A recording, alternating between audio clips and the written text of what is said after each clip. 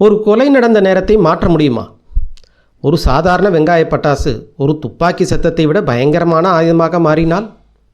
எல்லோரும் பார்த்தது உண்மை என்று நம்பினார்கள். ஆனால் உண்மையில் நடந்தது அதுவல்லவே. ஒரு சிறிய சத்தம், ஒரு தவறான நேரம், ஒரு புத்திசாலித்தனமான ஏமாற்று வேலை. இந்த கொலையின் பின்னால் மறைந்திருக்கும் அதிர்ச்சிகரமான உண்மையை நமது பிரபல துப்பறியும் டிடெக்டிவ் ஆதித்யன் எப்படி கண்டுபிடித்தார்? வெங்காய பட்டாசு வெடிக்க ஆரம்பிக்கலாமா? அத்தியாயம் 1. ஆதித்யன் ஒரு அரசாங்க வேலை விஷயமாக திருச்சி போயிருந்தான். அவனோடு சேர்ந்து நானும் போயிருந்தேன். அங்கே போய் 2-3 நாட்கள் ஃபைலை பார்த்த பிறகுதான் தெரிந்தது இது சும்மா 2 நாளில் முடிகிற வேலை இல்லை என்று. ஏகப்பட்ட டாக்குமெண்ட்டுகளை அலைசி ஆராய்ந்து உண்மையை வெளிக்கொண்டு வர கண்டிப்பாக ரொம்ப நாள் ஆகும் போல இருந்தது. அதனால் ஆதித்யன் திருச்சியிலே தங்கிவிட வேண்டியதாயிற்று. நான் மட்டும் சென்னை திரும்பி வந்து விட்டேன். வீட்டில் ஒரு ஆம்பளை துணை இல்லாமல் குடும்பத்தை எப்படி தனியாகிட்டு இருக்க முடியும் சொல்லுங்கள்? சென்னைக்கு வந்த பிறகு எனக்கு சும்மா இருக்கவே பிடிக்கவில்லை. ஆதித்யன் கூட இல்லாததால் ஏதோ ஒரு மாதிரி தனிமையாகவும் கஷ்டமாகவும் இருந்தது. லேசான பனிக்காலம் ஆரம்பித்திருந்தது. பகல் நேரமும் சீக்கிரமே முடிவடைந்தது. ஆனாலும் நேரம் மட்டும் நகரவே இல்லை. அப்போது பக்கத்தில் இருக்கிற புத்தக கடைக்கு போவேன். புதிதாக வரும் நாவல்களை புரட்டி பார்ப்பேன். என்னதான் இருந்தாலும் நாளின் பெரும்பகுதி எனக்கு ரொம்பவே வெறுமையாகத்தான் போய்கொண்டிருந்தது. அப்படி இருக்கும்போது தான் திடீரென்று ஒரு நாள் சாயங்காலம் ஒரு சுவாரஸ்யமான விஷயம் நடந்தது. நாங்கள் தங்கியிருப்பது ஒரு 3 மாடி கட்டிடமான ஒரு அப்பார்ட்மெண்ட். 3வது மாடியில் ஒரு 5 ரூம் எடுத்து நாங்கள் தங்கியிருக்கிறோம். ஆதித்யனும் அவன் மனைவி சத்யாவும் அங்கே தான் இருக்கிறார்கள். நானும் அவர்களுடன் கூடவே தங்கியிருக்கிறேன். அதற்கு கீழே 2வது மாடியில் வேலைக்கு போகிற ஒரு 10-12 பேர் ஒன்றாக சேர்ந்து ஒரு மேன்ஷன் மாதிரி தங்கியிருக்கிறார்கள். தரைத்தளத்தில் மேனேஜர் ஆஃபீஸ், ஸ்டோர் ரூம், சமையலறை, அப்புறம் சாப்பிடும் ஹால் என்று எல்லாம் இருக்கிறது. அங்கேயே ஓரமாக இருக்கும் ரூமில் ஒருவர் தங்கியிருக்கிறார். அவர்கள் எல்லோரையும் எனக்கு தெரியும். ஆனால் அந்த அளவுக்கு பழக்கமோ நெருக்கமோ கிடையாது. அன்றைக்கு நைட்டு விளக்கை ஏற்றி வைத்துவிட்டு ஒரு மாத பத்திரிகை வாசித்து கொண்டிருந்தேன். அப்பொழுது கதவு தட்டப்படும் சத்தம் கேட்டது. கதவை திறந்து பார்த்தால் நடுத்தர வயதை சேர்ந்த ஒருவர் முகத்தில் ஒரு அழகான புன்னகையுடன் நின்று கொண்டிருந்தார். இவரை இதுக்கு முன்னாடி 2வது மாடியில் 1-2 தடவை பார்த்திருக்கிறேன். கொஞ்ச நாளைக்கு முன்னாடி தான் இந்த மேன்ஷனில் குடி வந்தார். அந்த மாடியிலேயே இருக்கிற நல்ல கார்னர் ரூமை வாடகைக்கு எடுத்து தனியாக தங்கியிருக்கிறார். பார்க்கவே நல்ல வசதியானவர் போலவும் கொஞ்சம் ஸ்டைலானவர் போலவும் இருந்தார். நன்றாக அயன் பண்ண சில்க் காட்டன் குர்த்தாவும் குளிருக்கேற்ற மாதிரி ஒரு ஜாக்கெட்டும் போட்டிருந்தார். தலைமுடியில் நிறைய விட கருப்புத்தான் அதிகமாக இருந்தது. கச்சிதமான உடலமைப்பு. அவர் கைகளை கூப்பி வணக்கம் சொல்லிவிட்டு, மன்னிக்கணும், என் பேர் பூபதி, நான் 2வது மாடியில் தங்கியிருக்கேன் என்று அறிமுகப்படுத்தினார். நான் உடனே, உங்களை ஒரு சில தடவை பார்த்துருக்கேன், ஆனால் பேர் தெரியாது, வாங்க உள்ளே வாங்க அப்படி சொல்லி அவரை வீட்டுக்குள்ளே கூப்பிட்டு உட்கார வைத்தேன். உள்ளே வந்து உட்கார்ந்தவர், நான் சென்னைக்கு வந்து 1 மாதம் தான் ஆகுது. ஒரு இன்சூரன்ஸ் கம்பெனியில் வேலை செய்கிறேன். எப்போ எந்த ஊருக்கு மாற்றுவாங்கன்னு சொல்லவே முடியாது. ஏன் நாளைக்கே கூட வேறு எங்கேயாவது ஊருக்கு போக வேண்டியது வந்தாலும் வரலாம். அவர் இன்சூரன்ஸ் கம்பெனின்றதும் எனக்கு லேசாக ஒரு தயக்கம் வந்தது. ஐயோ, நீங்கள் இன்சூரன்ஸ் கம்பெனிக்காரரா? ஆனால் நான் இது வரைக்கும் எந்த லைஃப் இன்சூரன்ஸும் எடுக்கலை. இப்போதைக்கு எடுக்கிற ஐடியாவும் எனக்கு இல்லையேப்பா அப்படின்னேன். அவர் அதை கேட்டு பலமாக சிரித்தார். ஐயோ, இல்லை, நான் அதுக்காக வரலைங்க. நான் இன்சூரன்ஸ் ஆஃபீஸ் வேலை செய்யணே தவிர ஏஜென்ட் கிடையாது. நான் இங்கே வந்ததுக்கு காரணம் என்று கொஞ்சம் தயங்கி விட்டு தொடர்ந்தார். எனக்கு இந்த சீட்டாட்டம், பிரிட்ஜ் கேம் விளையாடுறதுன்னா ரொம்ப பிடிக்கும். ஒரு போதைன்னே வச்சுக்கோங்களேன். ஆனால் இங்கே வந்ததுலேருந்து அதை விளையாட ஆளே கிடைக்கல. எனக்கு தலையே வெடிச்சிடும் போல் இருந்தது. ரொம்ப கஷ்டப்பட்டு 2வது மாடியில் இருக்கிற ஒருத்தர் 2 பேர்த்த சம்மதிச்சு வச்சுருக்கிறேன். ஆனால் 4வது ஒரு ஆள் கிடைக்க மாட்டேங்கிறாங்க. கொஞ்ச நாளாக டம்மி வச்சு விளையாடி பார்த்தோம். ஆனால் அதில் ஒரு திருப்தியே இல்லை. அதுதான் இன்றைக்கி யோசித்தேன், நம்ம அருண் சாருக்கு ஒரு வேளை சீட்டு விளையாடுற ஆர்வம் இருக்குமோ, அவர்கிட்ட கேட்டு பார்க்கலாமேன்னு வந்தேன். ஒரு காலத்தில் எனக்கு சீட்டாட்டம் என்றால் ரொம்ப பிடிக்கும். வெறும் பொழுதுபோக்காக மட்டும் இல்லை, பயங்கரமான வெறி. ஆனால் ரொம்ப நாளாக விளையாடுறதால் அந்த ஆர்வமெல்லாம் இப்பொழுது செத்து போயிருந்தது. இருந்தாலும் இந்த மொக்கையான பத்திரிகையை படித்துக்கொண்டு தனியாக சாயங்கால நேரத்தை கழிப்பதற்கு பதிலாக பேசாமல் சீட்டு விளையாடலாமே என்று தோன்றியது. நான் சிரித்து கொண்டே, அட தாராளமாக விளையாடலாமே, எனக்கு ரொம்ப நாள் பழக்கம் விட்டு போச்சு, இருந்தாலும் ஒன்றும் தப்பு இல்லை, சும்மா நேரத்தை வீணடிக்கிறதுக்கு இது எவ்வளவோ பரவாயில்லையே என்றேன். அப்போ கிளம்புங்க, நான் போய் ஒரு டீ குடிச்சிட்டு வந்துடுறேன் என்றேன். அதுக்கு அவர், அதை ஏங்க, டீ என் ரூம்லேயே குடிச்சிக்கலாம், வாங்க அப்படியே போகலாம் என்று கூப்பிட்டார். நானும் அவருடன் கிளம்பினேன். அவருடைய அந்த ஆர்வத்தை பார்த்த பொழுது எனக்கு சிரிப்புத்தான் வந்தது. ஒரு காலத்தில் எனக்கும் இதே மாதிரி வெறி இருந்தது. சாயங்காலமான சீட்டு விளையாடினா அன்ற நாளே வீணாகி போன மாதிரி ஃபீலிங் இருக்கும். நான் உடனே இருந்து ஆதித்யன் மனைவி சத்யாவுடன் நான் பூபதி சாரோட கீழே விளையாட போகிற விஷயத்தை சொல்லிவிட்டு அவருடன் கீழே இறங்கி போனேன். படிக்கட்டில் இறங்கியதும் 2வது மாடியில் இருக்கிற முதல் ரூம் பூபதி சாருடையது. கதவருகே நின்று கொண்டு உரத்த குரலில், ராமச்சந்திர சார், வடிவேலு சார், வாங்க, நான் நம்ம அருண் சாரை கூப்பிட்டு வந்துட்டேன். என்று கூப்பிட்டார். பால்கனி வழியாக அந்த 3வது நம்பர் ரூம் கதவை திறந்து 2 பேர் வெளியே எட்டி பார்த்தார்கள். அப்புறம் இதோ வர்றோம் என்று சொல்லிவிட்டு கதவை மூடினார்கள். பூபதி சார் என்னை அவரோட ரூமுக்குள் கூட்டிக் கொண்டு போய் லைட்டை போட்டார். அவருடைய ரூம் நல்ல விசாலமாகவும் வசதியாகவும் இருந்தது. வெளிப்பக்க சுவத்து கம்பிகள் வச்ச 2 ஜன்னல்கள், ஒரு பக்கமாக இருந்த கட்டிலில் நன்றாக நீட்டாக பெட்ஷீட் விரித்து போடப்பட்டிருந்தது. இன்னொரு பக்கத்தில் ஒரு வெற்று அலமாரி, அதற்கு மேல் பளபளக்கிற ஒரு ஸ்டவ், டீ போடும் பாத்திரங்கள் எல்லாம் அடுக்கி வைத்திருந்தார்கள். ரூமோட நடுவில் ஒரு சின்ன டேபிளை சுற்றி 4 நாற்காலிகள் போட்டிருந்தார்கள். அதை பார்த்தாலே அது சீட்டாட விளையாடுற டேபிள் மாதிரி தெளிவாக தெரிந்தது. இதை தவிர ஒரு ட்ரெஸ்ஸிங் டேபிள், துணி துவைக்க வைக்கும் பீரோ, ரூமில் இருக்கும் எல்லா பொருட்களுமே ரொம்ப ரசனையோடு நேர்த்தியாக அடுக்கப்பட்டிருந்தது. பூபதி சாருக்கு கொஞ்சம் வெஸ்டர்ன் ரசனை போல. பூபதி என்னை ஒரு சேரில் உட்கார வைத்து விட்டு, நான் போய் டீ அடுப்பில் வைக்கிறேன், 5 நிமிஷம் ரெடி ஆகிடும் என்றார். அவர் ஸ்டவ்வை பற்ற வச்சு தண்ணீரை கொதிக்க வைத்தார். அதுக்குள் ராமச்சந்திரன் வடிவேலும் அங்கே வந்து சேர்ந்தார்கள். இதற்கு முன்னாடியே அவர்களை எனக்கு அரைகுறையாக தெரியும். பூபதி முறைப்படி மறுபடியும் அறிமுகப்படுத்தி வைத்தார். இவர் ராமச்சந்திரன், இவர் வடிவேலு, 2 பேரும் ஒரே ரூமில் தங்கியிருக்காங்க, ஒரே பேங்க்கில் தான் வேலை செய்கிறாங்க. நான் அவர்களை உற்று கவனித்தேன். அவர்களுக்குடைய இன்னொரு ஒற்றுமையும் இருந்தது. இருவரையுமே அவர்களை நான் ஒன்றாக பார்த்ததே இல்லை, அதனால் தான் கவனித்திருக்க மாட்டேன் போல. 2 பேருமே வயது 45லிருந்து 50க்குள் இருக்கும். 2 பேருமே நல்ல நடுத்தர உயரத்தில், கொஞ்சம் சதைப்பற்றுள்ள உடம்போடு இருந்தார்கள். அவர்கள் முக அமைப்பும் ஒரே மாதிரியாக இருந்தது. தடிமனான மூக்கு, அடர்த்தியான புருவம், அப்புறம் அகலமான தாடை. அவர்கள் முக ஒற்றுமையை பார்த்தால் கண்டிப்பாக சொந்தக்காரர்கள் மாதிரி தான் தெரிந்தது. அதை வைத்து அவர்களை கொஞ்சம் கலாய்க்கலாம் என்று ஒரு ஆசை வந்தது. என்ன இருந்தாலும் நான் துப்பறியும் புலி ஆதித்தனோட அசிஸ்டண்ட் ஆச்சே, அந்த கெத்து இருக்காதா என்ன? நான் உடனே, நீங்கள் 2 பேரும் சொந்தத்தில் அத்தை மகனோ மாமா மகனோ, பார்க்க ஒரே மாதிரி இருக்கீங்க அப்படி கேட்டேன். அதை கேட்டு 2 பேரும் ஒரு நிமிடம் அதிர்ச்சியாக பார்த்தார்கள். ராமச்சந்திரன் கொஞ்சம் ரஃப்பான குரலில், இல்லைங்க, நான் வேறு சமூகம், வடிவேல் சார் வேறு சமூகம், எங்களுக்குள்ளே எந்த சொந்தம் இல்லை என்றார். எனக்கு அசிங்கமாக போயிடுச்சு. ஐயோ, தப்பாக கேட்டுமே நான் அசடிச்சிருப்பு சிரிச்சுக்கிட்டு ஏதோ சொல்லி மழுப்ப பார்த்தேன். நல்ல வேலையாக பூபதி அப்போது தான் ஒரு பிளேட்டில் சூடாக சமோசா கொண்டு வந்து கொடுத்து என்னை அந்த தர்ம சங்கடத்துலேருந்து காப்பாற்றினார். அதுக்கப்புறம் டீயும் வந்துச்சு. டீ ஸ்நாக்ஸ் எல்லாத்தையும் வேக வேகமாக முடிச்சுட்டு நாங்கள் விளையாட உட்காந்தோம். அத்தை மகன் பேச்சு அப்படியே மறந்து போச்சு. விளையாட ஆரம்பித்ததுக்கு அப்புறம் தான் தெரிஞ்சது, இத்தனை வருஷம் கழித்து விளையாடினாலும் எனக்கு ஆட்டம் இன்னும் மறக்கலைங்கிறது. சீட்டு போடுறது, பிளான் பண்ணுறதுன்னு எல்லா வித்தைகளும் கைக்குள்ளேயே தான் இருந்துச்சு. நாங்கள் சும்மா ஒரு சின்ன பந்தயம் வச்சுட்டு விளையாடினோம். ஆட்டம் முடியும் போது ஜெயிக்கிறவங்க தோக்கிறவங்களுக்கு ஒரு 10 ரூபா வாங்குற மாதிரி. ஏன்னா இந்த மாதிரி ஒரு சின்ன பந்தயம் இல்லைன்னா ஆட்டத்தில் ஒரு சுவாரஸ்யம் இருக்காது இல்லையா? முதல் ரவுண்டில் நானும் ராமச்சந்திரனும் பார்ட்னர்ஸ் ஆனோம். ராமச்சந்திரன் ஒரு பெரிய சூட்டை பற்ற வச்சார். பூபதியும் நானும் சிரட்டை பற்ற வச்சோம். வடிவில் மட்டும் வாயில் பாக்கு சுண்ணாம்பு போட்டுட்டு மெல்ல ஆரம்பித்தார். அப்புறம் ஆட்டம் விறுவிறுப்பாக போயிட்டு இருந்தது. ஒரு ரவுண்டு முடிஞ்சதுமே சீட்டை கழிச்சு போட்டு பார்ட்னர்ஸை மாற்றி மாற்றி அடுத்த ரவுண்டு விளையாடினோம். அவங்க 3 பேருமே பயங்கர பிளேயர்ஸ். பெருசாக யாரும் பேசிக்கவே இல்லை. எல்லாத்தோட கவனமும் ஆட்டத்தில் மட்டும்தான் இருந்தது. ரூம் முழுக்க சிகரெட் புகையும் சுருட்டு புகையும் நிறைஞ்சிருந்தது. நடுவில் பூபதி மட்டும் எழுந்திரிச்சு போய் ஜன்னலை தந்து வச்சுட்டு சத்தமில்லாமல் மறுபடியும் வந்து உட்காந்துட்டார். விளையாடு முடிக்கும்போது ராத்திரி 9 ஆயிருந்தது. மேன்ஷன் வேலைக்காரன் வந்து 2 தடவை சாப்பாட்டு கூட்டிகிட்டு போயிட்டான். கடைசியாக லாப நஷ்ட கணக்கு பார்த்தா நான் ஒரு 50 ரூபா ஜெயிச்சிருந்தேன். பயங்கர சந்தோஷத்தோடு அந்த காசை பேக்கெட்டில் போட்டுட்டு எந்திரிச்சேன். பூபதி சார் முகத்தில் ஒரு சிரிப்பு. நாளைக்கு இதே நேரத்தில் விளையாட உட்காரலாம் இல்லையா அருண் சார் அப்படின்னு கேட்டான். நானும் சரின்னு தலையாட்டினேன். நான் பூபதியிடம் சரி போகலாம் என்று சொன்னேன். விளையாட்டை முடித்துக்கொண்டு நாங்கள் மேலே வந்தபோது மணி 9:15 ஆகிடுச்சு. லேட்டாக வந்ததுக்காக ஆதித்தனுடைய சத்தியாகிட்ட நல்லா வாங்கி கட்டிக்கிட்டேன். இந்த பனிக்காலத்தில் நைட்டு 9:15 அப்படிங்கிறது சாதாரண நேரம் இல்லை தான். ஆனால் ரொம்ப நாள் கழித்து மனசுக்கு பிடிச்ச மாதிரி சீட்டை விளையாண்டு வந்த சந்தோஷத்தில் சத்யா திட்டினதெல்லாம் நான் சிரிச்சுக்கிட்டே அப்படியே மழுப்பிட்டேன். அடுத்த அத்தியாயம் கேட்பதற்கு முன்பு நண்பர்களே, இந்த மாதிரி ஒரு மணி நேர தமிழ் ஆடியோ புக் வீடியோவை உருவாக்க எனக்கு குறைந்தது 4 நாட்கள் ஆகும்.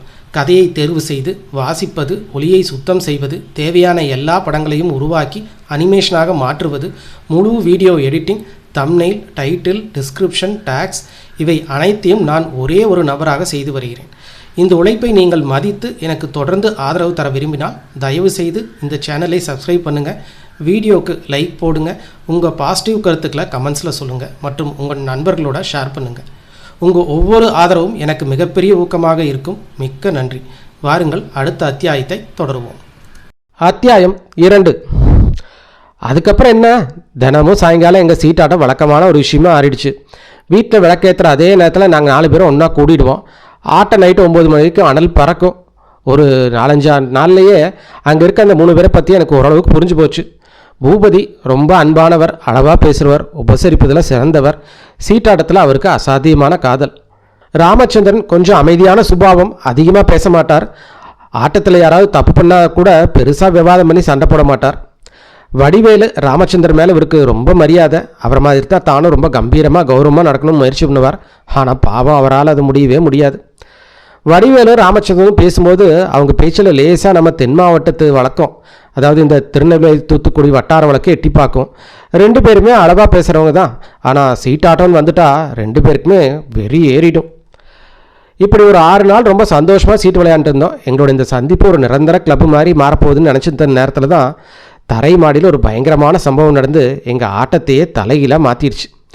கிரவுண்ட் ஃப்ளோரில் ஒரே ரூமில் மட்டும் தனியாக தங்கியிருந்தார் அந்த நடேசன். அவர் திடீர்னு கொலை செய்யப்பட்டு இறந்துட்டார். அவருக்கு எங்களுக்கு எந்த சம்மந்தம் இல்லை தான். ஆனால் குளத்தில் கல் எறிஞ்சால் அதோட அலை கரை வரைக்கும் வந்து தானே ஆகணும். அன்றைக்கி சாயங்காலம் ஒரு 6:30 மணி இருக்கும். உடம்பு நல்லா மூடுற மாதிரி ஒரு சால்வை தோளில் போட்டுக்கிட்டு சீட்டு விளையாடுற இடத்துக்கு கிளம்புனேன். எனக்கு கொஞ்சம் லேட் ஆகிடுச்சு. அதனால் படிக்கட்டை வேகமாக டக்குன்னு சத்தம் போட்டு இறங்கிட்டு போயிட்டே இருந்தேன். கடைசி படிக்கட்டு வந்துட்டேன். அப்போ திடீர்னு டம்முன்னு ஒரு பயங்கரமான சத்தம் கேட்டுது. நான் அப்படியே அதிர்ச்சியில் உறைஞ்சி போய் நின்னேன். அந்த சத்தம் எங்கேருந்து வந்ததுன்னு என்னால் டக்குன்னு கவனிக்க முடியல. ஒருவேளை ரோட்டில் போகிற காரோட சைலன்சர் வெடிச்சிருக்குமோ? ஆனால் சத்தம் ரொம்ப பலமாக இருந்துச்சு. ரோட்டில் இருந்து வர்றதா இருந்தால் இவ்வளோ சத்தமாக உள்ளே கேட்க வாய்ப்பு இல்லையே. நான் ஒரு நிமிஷம் யோசிச்சுட்டு அப்படியே பூபதி சாரோட ரூம்குள்ளே போனேன். ரூமில் விளக்கறிஞ்சிக்கிட்டு இருந்தது. உள்ளே போய் பார்த்தா பூபதி அவரோட காரஞ்சனல் கம்பெனியை பிடிச்சிட்டு ரொம்ப பதற்றத்தோட வெளியே எதையோ உத்து பார்த்துக்கிட்டு இருந்தார். அவருக்கு பின்னாடி ராமச்சந்திரன் வடிவேலை எட்டி பார்க்க முயற்சி பண்ணிட்டு இருந்தாங்க. நான் உள்ளே போனது பூபதி ரொம்ப பதட்டமான குரலில் கத்துனாரு. அதோ பாருங்க, அந்த சந்துக்குள்ளேருந்து ஒருத்தர் ஓடுறான். பார்த்தீங்களா? ஒரு பழுப்பு நிற ப்ரௌன் கலர் சால்வையை போத்திருக்காம. நான் அவங்களுக்கு பின்னாடி நின்றுட்டு என்ன விஷயம், என்னாச்சு என்று கேட்டேன். எல்லாரும் உடனே திரும்பி என்னை பார்த்து குடிஞ்சாங்க. பூபதி சொன்னார், அந்த சத்தம் உங்களுக்கு கேட்டுதாருன்னு சார். இந்த ஜன்னலுக்கு கீழே இருக்கிற சந்திலிருந்து தான் வந்துச்சு அந்த சத்தம். நான் இப்போ தான் ஜன்னலை திறந்தேன். கீழே டும்முன்னு ஒரு சத்தம். கழுத்து நீட்டி பார்த்தா ஒருத்தர் அந்த சந்திலேருந்து வேகமாக ஓடி போகிறான். எங்கள் அப்பார்ட்மெண்ட் கட்டடம் மெயின் ரோட்டில் தான் இருக்குது. ஆனால் கட்டடத்தோட பக்கவாட்டில் செங்கற்கள் பதிச்சு ஒரு குறுகலான சந்து இருக்குது. அது வழியாக வீட்டு வேலைக்காரங்க சமையல்காரங்க பின்வாசல் வழியாக உள்ளே வந்துட்டு போவாங்க. எனக்கு ஏதோ தப்பாக பட்டுச்சு. நான் பூபதிக்கிட்ட நம்ம ரூமுக்கு நேராக கீழே இருக்கிற மாடியில் ரூமில் ஒருத்தர் தங்கியிருப்பாரே, அவர் ரூம்லேருந்து இந்த சத்தம் வந்திருக்க வாய்ப்பு இருக்கா என்று கேட்டேன். பூபதி உடனே எனக்கு தெரியல, என் ரூமுக்கு நேர் கீழே ஒருத்தர் தங்கியிருக்கிறது உண்மைதான், ஆனால் அவர் பேர் கூட எனக்கு தெரியாது என்றார். ராமச்சந்திரன் வடிவேலும் ஒருவர் பார்த்து கொண்டார்கள். அப்புறம் ராமச்சந்திரன் தொண்டையை கணச்சிக்கிட்டு அந்த கீழே ரூமில் இருக்கிற ஒரு பேர் நடேசன் என்றார். நான் உடனே வாங்க போய் பார்ப்போம், அவர் ரூமில் தான் இருக்காரா, என்ன சத்தம்னு அவரே சொல்லிடுவார் என்றேன். அவர்கள் 3 பேருக்குமே கீழே போய் பார்க்க பெரிதாக விருப்பமில்லை. ஆனால் நான் யார், உண்மையை மட்டுமே தேடி அலைகிற துப்படியும் புலி ஆதித்யனோட அசிஸ்டண்ட் அருணாச்சே. சத்தம் வந்த இடத்தோட பின்னணியை தேடி ஆராயாமல் நான் எப்படி சும்மா இருப்பேன்? நான் விடாமல் அவங்கள கூப்பிட்டேன். வாங்க ஒரே ஒரு தடவை போய் பார்த்துட்டு வந்துடலாம், அப்புறம் வந்து நிம்மதியாக விளையாடலாம். அது ஏதோ சாதாரண சத்தமாக இருந்தால் ஒன்றும் பிரச்சனை இல்லை. ஆனால் யாராவது அந்த சந்து வழியாக வந்து நடேசன் சாருக்கு ஏதாவது தீங்கு பண்ணியிருந்தா நம்ம உடனே போய் பார்க்குறது தானே முறை. மனசே இல்லாமல் அவங்க 3 பேரும் என் பின்னாடியே கீழே இறங்கி வந்தாங்க. நாங்கள் தரைத்தளத்துக்கு வந்து பார்க்கும்போது மேனேஜர் சக்கரவர்த்தியோட ஆஃபீஸ் பூட்டி இருந்தது. ஸ்டோர் ரூம் கதவும் சாத்தி இருந்தது. சாப்பாட்டு ஹால் மட்டும்தான் திறந்துருந்தது. ஆனால் அங்கே சில மரப்பெட்டிகள் தவிர வேறு எதுவுமே இல்லை. கடைசியாக நடேசனோட ரூம் கதவு மட்டும் லேசாக சாத்தியிருந்தாங்க. வெளியில் பூட்டு எதுவும் தொங்கலை. அதனால் அவர் ரூம்குள்ளே தான் இருக்காருன்னு நாங்கள் நினச்சிக்கிட்டோம். நான் கதவை விட்டு போய் நடேசன் சார் என்று கூப்பிட்டேன். உள்ளேருந்து எந்த பதிலும் வரல. இன்னும் கொஞ்சம் சத்தமாக கூப்பிட்டோம். அமைதியாகவே இருக்கவே நான் மெதுவாக கதவை தள்ளுனேன். கதவு லேசாக விலகி வழிவிட்டது. ரூமுக்குள்ளே ஒரே இருட்டாக இருந்தது. உள்ளே என்ன இருக்குதுன்னே தெரியல. ஆனால் கதவை திறந்த உடனே ஒரு மெலிதான வாசனை மூக்கள் தொலைச்சுது. அது வெடிமருந்து வாசனை. நாங்கள் எல்லாரும் அதிர்ச்சியோடு ஒருத்தரை பார்த்துக்கிட்டோம். பூபதி, கதவு பக்கத்தில் லைட் சுவிட்ச் இருக்கும் பாருங்கள், நான் லைட்டை போடுறேன் என்று சொல்லிவிட்டு என்னை லேசாக ஒதுக்கிவிட்டு ரூமுக்குள்ளே எட்டி பார்த்தார். சுவற்றில் கைகளால் துளாவி சுவிட்சை தேடினார். டக்கென்று சத்தம் போட்டு விளக்கு எரிந்தது. தலைக்கு மேலே இருந்த அந்த எலக்ட்ரிக் வெளிச்சத்தில் எங்கள் கண்ணுக்கு முதல் பட்ட விஷயம் நடேசனுடைய உயிரற்ற உடல்தான். அவர் அந்த ரூமோட நடுவில் கை கால்களை நீட்டி மல்லாக்க விழுந்து கிடந்தார். உடம்பில் ஒரு வெள்ளை கலர் ஸ்வெட்டரும் வேட்டியும் இருந்தது. அந்த ஸ்வெட்டரோட நெஞ்சு பகுதியிலிருந்து தான் அடர் ரத்தம் வழிந்து ஊற்றி கொண்டிருந்தது. நடேசன் உயிரோடு இருந்தப்பவே அப்படி ஒன்றும் அழகானவர் கிடையாது. நல்ல குண்டான உடம்பு, தொப்பை, அம்மை தலைமுகள் நிறைந்த முகம்னு கொஞ்சம் கரடு முரடான தோற்றம்தான். ஆனால் இந்த மரணம் அவருடைய முகத்தை இன்னும் கொடூரமாக மாற்றியிருந்தது. மரண பயம் ஒரு மனிதனோட முகத்தை விகாரமாக்கும் என்பது அவரோட முகத்தை பார்த்தாலே தெரிந்து கொள்ளலாம். அதை விவரிக்க வார்த்தைகளே இல்லை. கொஞ்ச நேரம் நாங்கள் எல்லோரும் மரப்பாவி மாதிரி அப்படியே உறைந்து நின்றோம். அப்புறம் ராமச்சந்திரன் தொண்டைக்குள்ளேயே விக்கல் வர மாதிரி ஒரு சத்தத்தை எழுப்பினார்.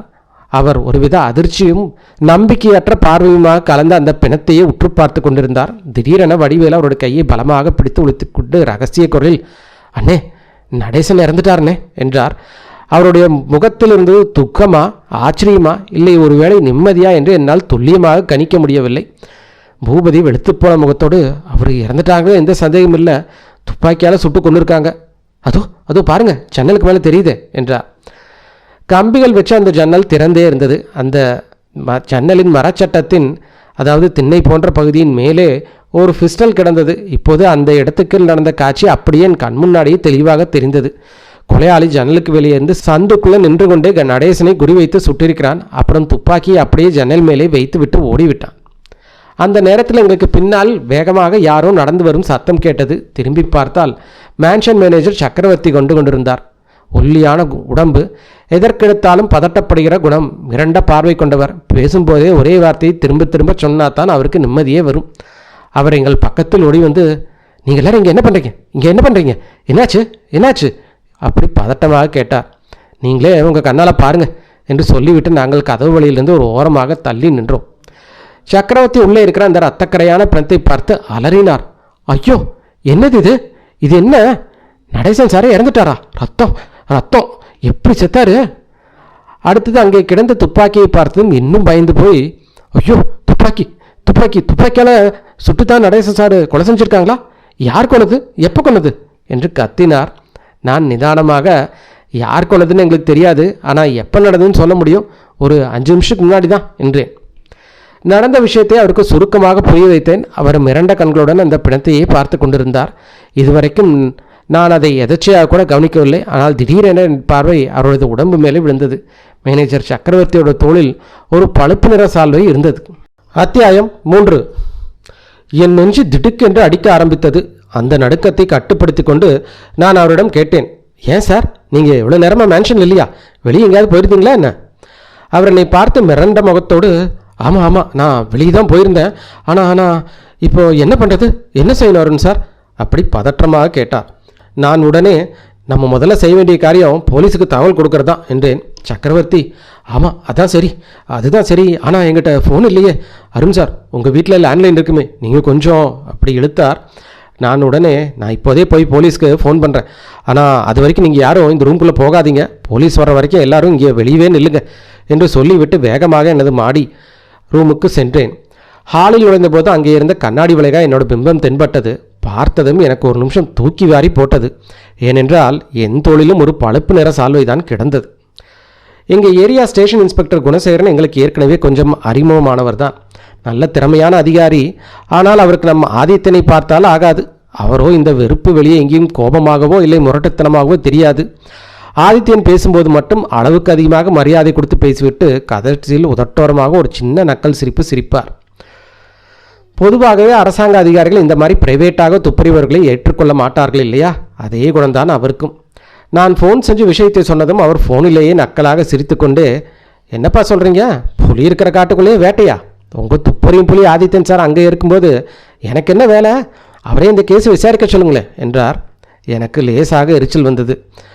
ஆதித்யன் சென்னையில் இல்லை சார், திருச்சிக்கு ஆஃபீஸ் விஷயமாக போயிருக்கான், அவன் இங்கே இருந்தால் கண்டிப்பாக அவனே பார்த்துருப்பான் என்றேன். இன்ஸ்பெக்டர் குணசேகரன், அப்படியா சங்கதி, சரி இதோ நான் வரேன் என்று சொல்லிவிட்டு மறுபடியும் ஒரு நக்கல் சிரிப்போடு ஃபோனை வைத்தார். நான் உடனே மறுபடியும் தளத்திற்கு இறங்கி போனேன். ஒரு அரை மணி நேரத்தில் இன்ஸ்பெக்டர் குணசேகரன் அவருடைய போலீஸ் டீமோடு வந்து சேர்ந்தார். என்னை பார்த்ததும் வழக்கம் போல லேசாக சிரித்துவிட்டு அப்புறம் முகத்தை சீரியஸாக வைத்துக்கொண்டு பிணத்தையே ஆராய ஆரம்பித்தார்.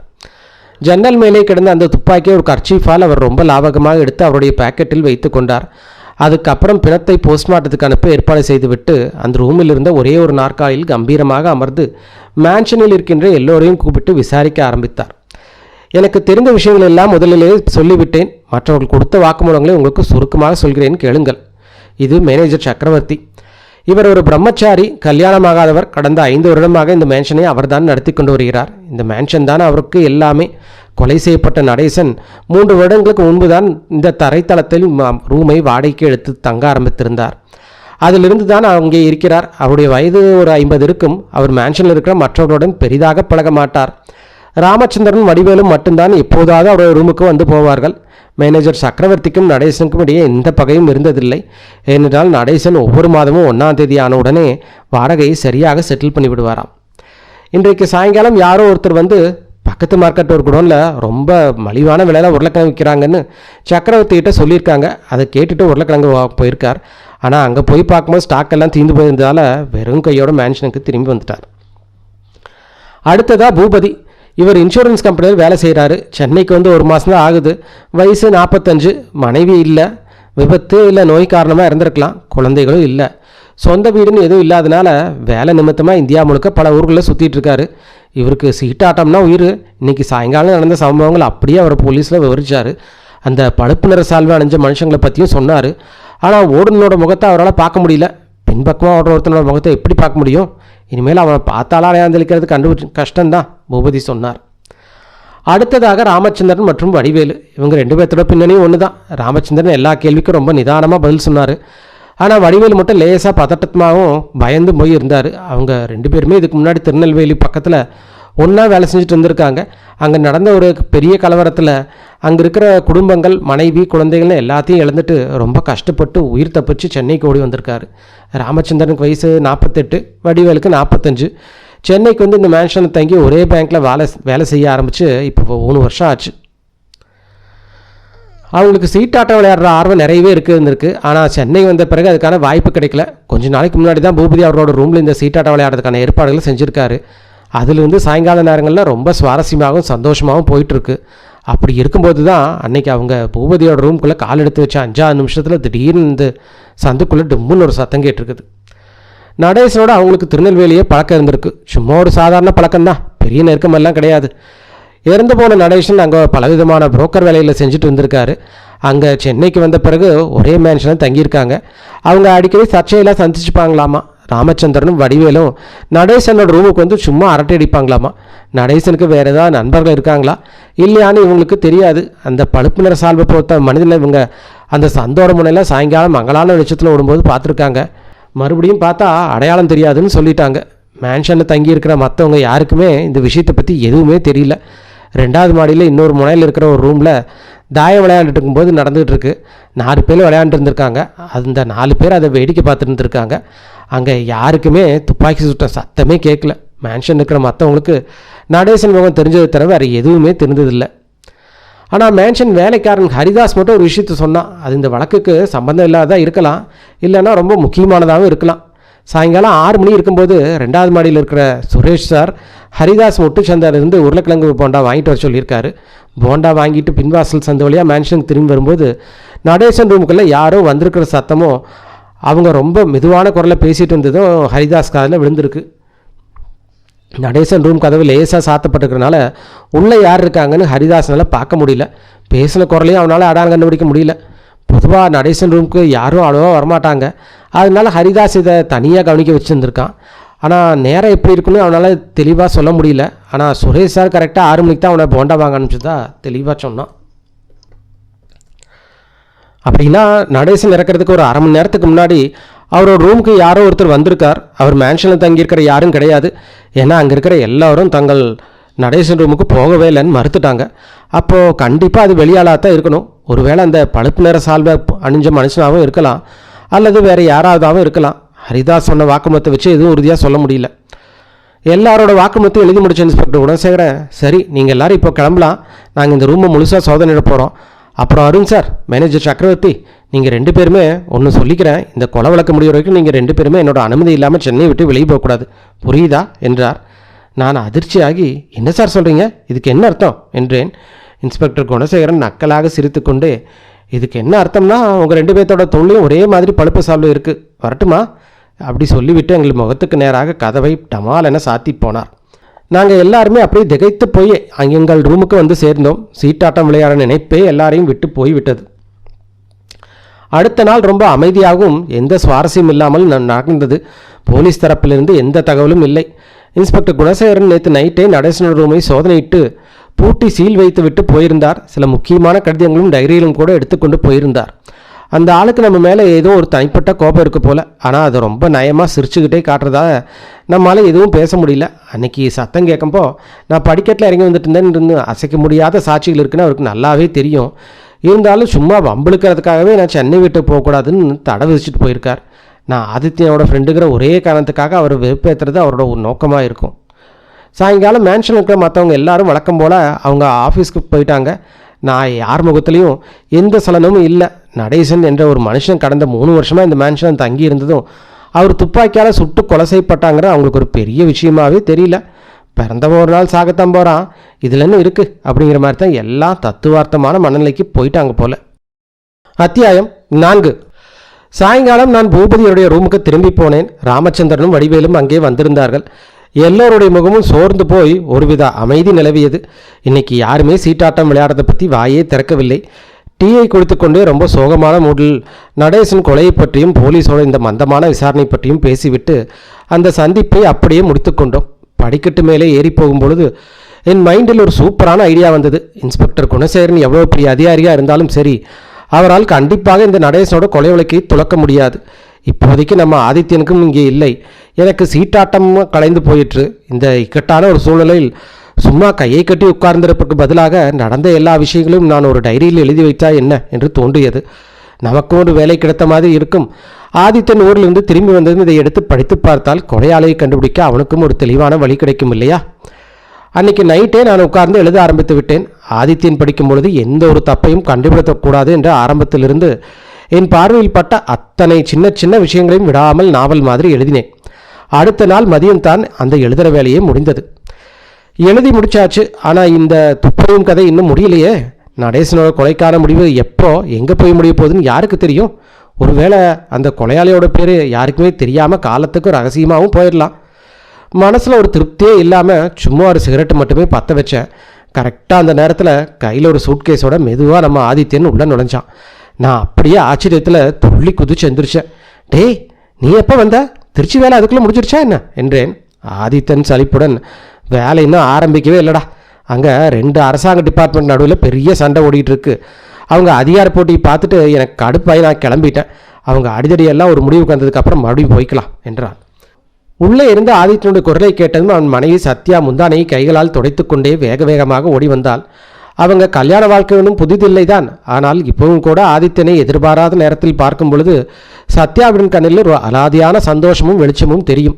அவங்க 2 பேரோட அந்த அன்புக்கும் சந்திப்பு முடிஞ்சதும் நான் மெதுவாக நடேசனின் கொலை விஷயத்தை ஆரம்பித்து நான் எழுதி வைத்திருந்த அந்த குறிப்புகளை ஆதித்யன் கிட்டே கொடுத்தேன். ஆதித்யன் ஒரு கப் டீயை குடித்து கொண்டே அதை உற்று படிக்க ஆரம்பித்தான். சாயங்காலம் ஒரு 6 மணி இருக்கும். ஆதித்யன் அந்த பேப்பர்களை என்னிடம் திருப்பி தந்துவிட்டு, இந்த இன்ஸ்பெக்டர் குணசேகரன் உன்னை சென்னை விட்டு போகக்கூடாதுன்னு ஆர்டர் போட்டிருக்கானா? அவன் நம்மளை எந்த கண்ணோட்டத்தில் பார்க்குறான்னு எனக்கு நல்லா தெரியும். நாளைக்கு அவனை போய் நேரில் பார்த்துக்கிறேன். சரி வா, இன்னைக்கு நம்ம போய் அந்த பூபதியை பார்த்துட்டு வந்துடலாம் என்றார். ஆதித்யனுக்கு இந்த கேஸின் மேல் ஒரு ஈர்ப்பு வந்து விட்டது என்று எனக்கு புரிந்து போனது. நான் ரொம்ப சந்தோஷமாக, கண்டிப்பாக போகலாண்டா, அப்படியே அங்கே ராமச்சந்திரன் வடிவேலு கூட இருக்க வாய்ப்பு இருக்குது என்றேன். 2வது மாடியில் இருக்கும் பூபதி ரூமுக்கு ஆதித்யனை கூட்டிக் கொண்டு போனேன். நான் நினைத்தது தப்பில்லை. ராமச்சந்திரன் வடிவேலும் அங்கே தான் இருந்தாங்க.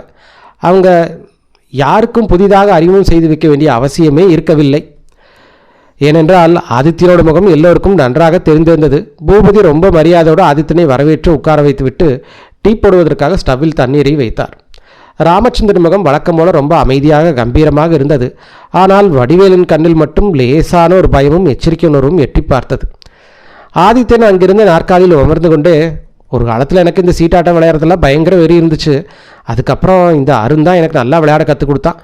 ஆனால் இப்போல்லாம் எனக்கு இந்த விளையாட்டில் பெருசாக ஆர்வமே இல்லாமல் போயிடுச்சு என்றான். பூபதி ஸ்டவ்வில் தண்ணீர் கொதிக்க விட்டு தண்ணீரில் டீட்டுவலை போட்டுக்கொண்டு ஆதித்யன் பக்கம் திரும்பி முகத்தில் ஒரு சிரிப்புடன், இப்போ உங்களுக்கு அதில் எப்படி ஆர்வம் இருக்கும்? நீங்கள் தான் நிஜ வாழ்க்கையிலையும் மரணத்தோடையும் கொலையாளிகளோடையும் பெரிய ஆட்டம் ஆடிட்டு இருக்கீங்கல்ல என்றார். பூபதி வாயிலிருந்து இப்படி ஒரு கவித்துவமான வார்த்தைகள் வரும் என்பதை கேட்டு எனக்கு ஆச்சரியம். இன்சூரன்ஸ் ஆஃபீஸில் வேலை பார்க்கும் மனுஷன் இந்தளவுக்கு கவிதை நயத்தோடு பேசுகிறாரே என்று தோன்றியது. ஆதித்தன் வெகு நிதானமாக, நீங்கள் சொல்கிறதும் சரிதான், மரணத்தோடவே எப்பவும் விளையாடி விளையாடி மனசு அப்படியே பழகிடுச்சு. அதனால தான் இந்த மாதிரி சின்ன சின்ன பொழுதுபோக்கு விளையாட்டுகளில் இப்போ மனசு ஒட்ட மாட்டேங்குது என்றான். அதற்கு பூபதி, உங்கள் விஷயம் தனி சார், நானும் மரணத்தை வச்சு தான் பிஸ்னஸ் பண்ணுறேன். இன்சூரன்ஸ் கம்பெனி வேலையே மரணத்தை நம்பித்தான் இருக்குது. ஆனால் எனக்கு இன்னும் இந்த சீட்டாட விளையாடுற ஆர்வம் மட்டும் குறையவே இல்லை என்றார். ஆதித்யன் பூபதி சார்கிட்ட பேசிக் கொண்டிருந்தானே தவிர அவனுடைய கூர்மையான கண்கள் அங்கிருந்த ராமச்சந்திரனையும் வடிவேலையும் தான் நோட்டமிட்டு கொண்டிருந்தது. அவங்க 2 பேருமே அமைதியாக உட்கார்ந்திருந்தார்கள். ஏனென்றால் இந்த மாதிரி நயமான அறிவுபூர்வமான உரையாடல் அவர்களுக்கு பழக்கமில்லாத ஒன்றாக இருந்தது. பூபதி டீ கப்புகளையும் சில பிஸ்கட்டையும் எடுத்துக்கொண்டு வந்து எல்லோரும் முன்னாடியும் வைத்தார். ஆதித்தன் ஏதோ ஆழமான யோசனை செய்து கொண்டு, நீங்களும் ஒரு தனித்துவமான குணம் கொண்ட மனுஷர் தான் பூபதி சார். சீட்டாட்டங்கிறது புத்திசாலித்தனமான விளையாட்டு. புத்தி கூர்மையாக இருக்கிறவங்க இயல்பாகவே இந்த விளையாட்டை நோக்கி ஈர்க்கப்படுவாங்க. சில பேர் வாழ்க்கையோட துயரங்கள்லேருந்து கொஞ்சம் நேரமாவது விடுதலை கிடைக்காதுன்னு எதிர்பார்ப்பில் சீட்டு விளையாட உட்காருவாங்க. எனக்கு முன்னாடி தெரிஞ்ச ஒருத்தர் இருந்தார். அவரோட மகன் இறந்த தூக்கத்தை மறக்கிறதுக்காகவே தினமும் சீட்டு விளையாடுவார் என்றான். அந்த ரூமில் இருந்த 3 பேரோட பார்வையும் ஏதோ மிஷின் மாதிரி டக்கென்று ஆதித்தின் பக்கம் திரும்பியது. யாருமே ஒரு வார்த்தை கூட பேசவில்லை. அப்படியே மிரண்ட கண்களோடு அவனையே உற்று பார்த்து கொண்டு இருந்தார்கள். அந்த ரூமுக்குள்ளே ஒரு கனமான அமைதி வந்து சூழ்ந்து கொண்டது. எல்லோரும் பேச்சே இல்லாமல் அமைதியாக டீயை குடித்து முடித்தார்கள். அதற்கு பிறகு ஆதித்யன் அவர்களுடைய கர்ச்சீஃபை எடுத்து வாயை துடைத்து கொண்டு ரொம்ப சாதாரணமான குரலில் அமைதியை கலைச்சான். நான் ஒரு வேலை விஷயமா திருச்சிக்கு போயிருந்தேன். இன்னைக்கு சாயங்காலம் தான் சென்னை திரும்பினேன். வந்த உடனே அருண் என்கிட்ட நடேசன் கொலை செஞ்சப்பட்ட விஷயத்த சொன்னான். நடேசனை எனக்கு முன்னாடியே அறிமுகம் கிடையாது தான். ஆனால் அவரோட மரண செய்தி கேட்டது எனக்குள்ள ஒரு ஆர்வம் வந்துருச்சு. நம்ம வீட்டு வாசல்லையே இந்த மாதிரி ஒரு கொலை நடக்கிறது சாதாரண விஷயம் இல்லையே. அதனால தான் உங்களையெல்லாம் அப்படியே ஒரு பார்த்துட்டு பேசிட்டு போகலான்னு வந்தேன். பூபதி சிரித்துக்கொண்டே, நல்ல வேலையா அந்த கொலை நடந்தது. அதனால தான் எங்கள் ரூமுக்கு உங்களோட கால் பட்டுடுச்சு. ஆனால் எனக்கு இந்த நடேசன் பற்றி பெருசாக எதுவும் தெரியாதுங்க. நேரில் கூட அவரை நான் சரியாக பார்த்ததில்லை. இந்த ராமச்சந்திரன் வடிவேலு 2 பேர் கூட மட்டும்தான் எனக்கு லேசாக பழக்கம் என்றார். ஆதித்யன் இப்பொழுது ராமச்சந்திரனை உற்று பார்த்தான். ராமச்சந்திரன் முகத்தில் இருந்த அந்த அமைதிக்கு நடுவில் இப்பொழுது லேசாக ஒரு பயத்தோட நிழல் படிந்த மாதிரி இருந்தது. அவர் சீட்டில் அலைவாய ஆரம்பித்திருந்தார். தொண்டையை கனைத்து கொண்டு ஏதோ சொல்ல வந்தவர் போல வாயை திறந்தார். ஆனால் அப்புறம் டக்கென்று வாயை மூடிவிட்டார். ஆதித்தனுடனே அவருடைய பார்வையை வடிவேலு பக்கம் திருப்பினார். நடேசன் எப்படிப்பட்ட மனுஷன், உங்களுக்கு கண்டிப்பாக தெரிஞ்சிருக்கணுமே என்று கேட்டார். வடிவேலு திடுக்கிட்டு போய், அது மனுஷன் ஒன்றும் கெட்டவர் கிடையாது, நல்லவர் தான் ஆனால் என்று இழுத்தார். அதற்குள் ராமச்சந்திரன் பேச்சுக்கு திறன் திரும்பி வந்தது போல இருந்தது. வடிவேலு பேசி முடிப்பதற்குள் உணர்வு புகுந்து, இதை பாருங்கள் சார், நடேசனுக்கு எங்களுக்கும் எந்த நெருக்கமான பழக்கமும் கிடையாது. நாங்கள் திருநெல்வேலியில் இருந்தப்போ அவர் பக்கத்து வீட்டில் தங்கியிருந்தார். அதனால் சும்மா முகம் தெரிஞ்சுது, அறிமுகம், அவ்வளோதான். அவரோட குணம் கேரக்டர் பற்றியெல்லாம் எங்களுக்கு எதுவும் தெரியாது என்றார். ஆதித்தன் குறுக்கிட்டு, நீங்கள் எவ்வளோ வருஷத்துக்கு முன்னாடி திருநெல்வேலியிலேருந்து வந்தீங்க என்று கேள்வி எழுப்பினார். ராமச்சந்திரன் எச்சிலை விழுங்கி கொண்டு, ஒரு 5-6 வருஷத்துக்கு முன்னாடி. அதுக்கப்புறம் அங்கே கலவரம் சண்டை ஆரம்பித்ததும் நாங்கள் சென்னை திரும்பி வந்துட்டோம் என்றார். ஆதித்யன் வடிவேலை பார்த்து, நீங்கள் 2 பேரும் திருநெல்வேலியில் ஒரே ஆஃபீஸ் தான் வேலை பார்த்தீங்களா? வடிவேலு உடனே, ஆமாம் சார், ஹார்வி மில்சன் கம்பெனி கேள்விப்பட்டிருப்பீங்களே, பெரிய பிரிட்டிஷ் கம்பெனி, நாங்கள் அங்கே தான் என்று சொல்லிக்கொண்டே போனார். அவர் பேசி முடிப்பதற்குள் ராமச்சந்திரன் சட்டென்று எழுந்து நின்றார். வடிவேலை பார்த்து, வடிவேலு, இன்னைக்கு நைட்டு 7 மணிக்கு நம்ம நாராயண சார் வீட்டுக்கு போகணும்னு ஞாபகம் இருக்கா இல்லையா? சரிங்க சார், நாங்கள் இப்போ கிளம்புறோம் என்றார். ராமச்சந்திரன் வடிவேலையும் கூட்டிக் கொண்டு வேக வேகமாக ரூமை விட்டு வெளியே போனார். ஆதித்யன் கழுத்தை திருப்பி அவர்கள் அவசரமாக வெளியேறுவதை உற்று பார்த்தான். பூபதி மெதுவாக சிரிக்க ஆரம்பித்தார். ஆதித்யன் சார், உங்கள் கேள்வியெல்லாம் பார்க்கறதுக்கு ரொம்ப சாதனமாக தான் இருக்குது. ஆனால் ராமச்சந்திரத்தோட மர்மஸ்தானத்தில் நல்லா பலமான அடி விழுந்திருக்கும் போல் இருக்கு என்றார். ஆதித்யன் ரொம்ப ஒரு அப்பாவை போல, ஏன் அப்படி சொல்கிறீங்க? அவர் பலவீனமான இடத்துல அடி விழுகிற அளவுக்கு நான் என்ன கேட்டேன்? எனக்கு ஒன்றும் புரியலையே. உங்களுக்கு ஏதாவது விஷயம் தெரியுமா என்றான். பூபதி தலையை ஆட்டிக்கொண்டு, எனக்கு எதுவும் தெரியாது. அங்கே சண்டை நடந்த சமயத்தில் நானும் திருநெல்வேலி பக்கம்தான் இருந்தேன். ஆனால் அப்போ இவங்க 2 பேரும் எனக்கு தெரியாது. அவங்க கடந்த காலத்தை பற்றி எனக்கு எதுவுமே தெரியாது என்றான். அந்த சண்டை நடந்தப்போ நீங்கள் திருநெல்வேலி தான் இருந்தீங்களா என்றான் ஆதித்யன். ஆமாம் சார், அந்த சண்டை நடக்கிறதுக்கு சில வருஷங்களுக்கு முன்னாடி தான் திருநெல்வேலிக்கு மாற்றலாகி போயிருந்தேன். அந்த கலவரம் அடித்து எல்லாம் முடிஞ்சதுக்கு அப்புறம் தான் சென்னைக்கு திரும்பினேன். கொஞ்ச நேரம் ரூமில் எந்த பேச்சும் இல்லை. ஆதித்யன் ஒரு சிகரெட்டை பற்ற வைத்தான். பூபதி கொஞ்ச நேரம் அவனையும் உற்று பார்த்து விட்டு மெதுவாக, ஆதித்யன் சார், நீங்கள் முன்னாடி ஒரு கதை சொன்னீங்களே, மகன் இறந்த துக்கத்தை மறக்கறக்காகவே தினமும் சீட்டு விளையாடுவார்னு, அது நிஜமாகவே நடந்த கதை தானா என்று கேட்டான். ஆதித்யனும், ஆமாம் சார், அது நிஜமான கதை தான். ரொம்ப வருஷத்துக்கு முன்னாடி நான் காலேஜில் படிச்சுட்டு இருப்ப நடந்த ஒரு விஷயம். ஏன் கேட்குறீங்க என்றான். பூபதி அதற்கு எந்த பதிலும் சொல்லவில்லை. நேராக எழுந்து போய் அவருடைய பீரோ ட்ராயர்லேருந்து ஒரு சின்ன ஃபோட்டோ ஃப்ரேமை எடுத்துக்கிட்டு வந்து ஆதித்யன் கையில் கொடுத்தார். அதில் ஒரு 9-10 வயசு இருக்கும் ஒரு பையனுடைய ஃபோட்டோ இருந்தது. ரொம்ப சுட்டித்தனமும் துடிப்பும் நிறைந்த முகம். பூபதி சார் ரொம்ப தழுத்த குரலில், இது என் பையன் என்றார். அந்த ஃபோட்டோவை பார்த்துவிட்டு பூபதியோட முகத்தை பார்த்த ஆதித்யன், பையன் என்று இழுத்தான். பூபதி தலையாட்டி கொண்டே, அவன் இப்போ உயிரோடு இல்லை. திருநெல்வேலியில் அந்த பெரிய சண்டை வெடிச்ச அன்றைக்கி அவன் ஸ்கூலுக்கு போயிருந்தான். ஸ்கூலில் இருந்தால் அவன் அன்னைக்கு வீட்டுக்கு திரும்பி வரவே இல்லை என்றான். ரூமில் நிலவே கனமான மௌனத்தை கலைக்க விரும்பாத ஆதித்யன் மெதுவான குரலில், உங்கள் மனைவி என்று பாதியிலேயே நிறுத்தினான். பூபதி சொன்னார், அவளும் இறந்துட்டா சார். அவளுக்கு முதல்லையே இதையும் கொஞ்சம் பலவீனம். பையன் இல்லாத அந்த துக்கத்தை அவளால் தாங்கிக்கவே முடியல. ஆனால் நான் மட்டும் இன்னும் கொஞ்சம் சாகாமல் இருக்கிறேன். என்னால் இந்த இழப்பை மறக்கவும் முடியல. இது நடந்து 5-6 வருஷம் ஓடிடுச்சு. இந்நேரம் எல்லாம் மறந்துருக்கணும் தான். ஆனால் ஆஃபீஸில் வேலை பார்க்குறேன், சீட்டு விளையாடுறேன், எல்லாத்துக்கிட்டையும் சிரித்து பேசி தான் இருக்கேன். மனசுக்குள்ளே இருந்தாலும் அதை மறக்கவே முடியல சார். ஆதித்ய சார், இந்த துக்கத்தோட நினைவுகள் மனசில் இருந்து அழிக்கிறதுக்கு ஏதாவது மருந்து இருக்கா? ஆதித்யன்னு ஒரு பெருமூச்சு விட்டு கொண்டே, ரொம்ப ஆழமாக இருக்கிறது ஒரே ஒரு மருந்து, காலம் மட்டும்தான் என்றான். அத்தியாயம் 5. அடுத்த நாள் காலையில் டீ குடித்து கொண்டே ஆதித்யன் என்னிடம், வாருண், நாம் போய் அந்த ஸ்ரீமத் பிரணவானந்தா சாமிகளை தரிசனம் பண்ணிட்டு வரலாம் என்றான். நேற்று நைட் பூபதி சார் சொன்ன அந்த வாழ்க்கை சோகத்தை கேட்டு என் மனதே ஒரு மாதிரி பாரமாக இருந்தது. இப்பொழுது காலையிலேயே எழுந்த அந்த இன்ஸ்பெக்டர் குணசேகரனை பிரணவானந்தா என்கிற பட்டப்பெயரோடு நக்கலாக ஆதித்யன் அழைப்பான். போய் நேரில் பார்க்க வேண்டும் என்று சொன்னதும் எனக்கு இன்னும் பயமாகிவிட்டது. நான் ஆதித்யனுடன், இப்போ அந்த பிரணவானந்தா சாமியை போய் பார்க்குறதுல அவ்வளோ அவசியமாடா என்றேன். ஆதித்யன் சிரித்துக்கொண்டு, போலீஸோட அந்த சந்தேக பார்வையிலேருந்து நீ தப்பிக்கணும்னு நினைக்கலன்னா போக வேண்டியது அவசியம் இல்லை தான், கிளம்பு போகலாம் என்றான். காலையில் ஒரு 9:30 மணி இருக்கும். நாங்கள் படிக்கட்டில் இறங்கி 2வது மாடியாக வரும்பொழுது பார்த்தால் பூபதியோட ரூம் பூட்டி இருந்தது. அவர் கண்டிப்பாக ஆஃபீஸுக்கு போயிருப்பார் போல. அதே மாடியில் இருக்கிற அந்த 3வது நம்பர் ரூமிலிருந்து ராமச்சந்திரனும் வடிவேலும் நன்றாக நீட்டாக ட்ரெஸ் பண்ணி கொண்டு வெளியே வந்தார்கள். ஆனால் எங்களை பார்த்த உடனே டக்கென்று மறுபடியும் அவர்கள் ரூமுக்குள்ளே போய் கதவை சாத்தி கொண்டார்கள். ஆதித்யன் என்னை லேசாக உத்து பார்த்து ஒரு கண்ணாலேயே ஒரு நக்கல் சிரிப்பு சிரித்தான். தரைத்தளத்திற்கு வந்தபோது மேனேஜர் சக்கரவர்த்தி அவரோட ஆஃபீஸில் உட்கார்ந்து கணக்கு வழக்குகளை பார்த்து கொண்டிருந்தார். ஆதித்யனை பார்த்தனோ அவர் சீட்டிலிருந்து டக்கென்று எழுந்து கதவருகே ஓடி வந்தார். அவர் மிரண்ட கண்களோடு எங்களை பார்த்து, ஆதித்யன் சார், வாங்க வாங்க என்று பதற்றமாக கூப்பிட்டார். சக்கரவர்த்தி பதற்றத்தோடு தொடர்ந்தார். திருச்சியிலேருந்து எப்போ வந்தீங்க? இந்த நடேசன் விஷயத்தை கேள்விப்பட்டீங்களா? இன்னொரு பெரிய ஆபத்தில் மாட்டியிருக்கேன் பாருங்கள். போலீஸ் என்னை வச்சு இழுத்தடிக்கிறாங்க. சும்மா காரணமே இல்லாமல் இழுத்தடிக்கிறாங்க. ஆதித்யன் அதற்கு, உங்களை மட்டும் இல்லைங்க, அவங்க அருணையும் சேர்ந்து தானே இழுத்தடிக்கிறாங்க என்றான். ஆமாம், அதைத்தான் நான் சொல்ல வந்தேன். எல்லாம் இந்த பழுப்பு நேர சால் வேலை வந்த வேணா. இதில் ஒரு நியாயமே இல்லை. நீங்கள் தான் இதுக்கு ஏதாவது ஒரு வழி பண்ணணும். முயற்சி பண்ணி பார்க்குறேன் என்று ஆதித்யன் சுருக்கமாக முடித்தான். நாங்கள் மேன்ஷனுக்கு பக்கத்தில் இருந்து அந்த சந்துக்குள் போனோம். அந்த சந்து வழியாகத்தான் பழுப்பு நிற சால்வை அணிந்த அந்த மனிதன் நடேசனை சுட்டு கொண்டு விடுத்து அப்பி ஓடி இருக்கிறான். ரொம்ப குறுகலான சத்து. 2 பேர் பக்கத்தில் ஒன்றானுக்கொன்று நடக்கக்கூட முடியாது.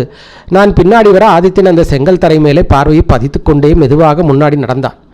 அவனுடைய மனதில் என்ன ஓடுகிறது என்று தெரியவில்லை. ஆனால் கொலை நடந்து 3 நாட்கள் கழித்து இந்த சந்துக்குள் கொலையாளியோட ஏதாவது தடயம் கிடைக்குமா என்று ஆசைப்படுகிறது வீண் வேலைதான்.